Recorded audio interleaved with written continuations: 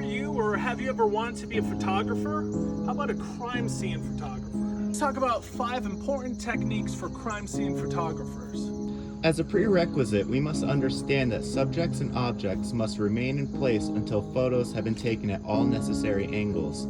So if a deceased body was found at a crime scene, photos must be taken before it is moved, and if the crime scene is tampered with, like objects moved, repositioned, replaced, removed, or added, those photos should not be shown as trial as evidence.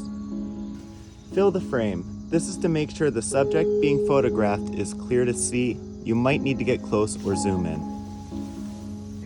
Avoid shadows in the photograph, as simple as using the camera flash or additional lighting. Maximize the depth of field. For example, a shallow depth of field is when you take a photo and the background is blurring and out of focus, but your subject is in focus. At a crime scene, it's important to have as much focus as possible.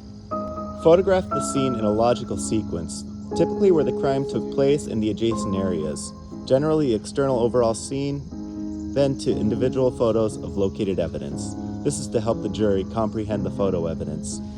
Keep a log. Log forms typically include the date, location, case number, types of scene, camera information like make and model, lens being used, and film type. But if using digital like the metadata, should cover most of this, but it is also suggested to log it separately in case the digital logs are lost, and typically also included the photographer info like name and job title.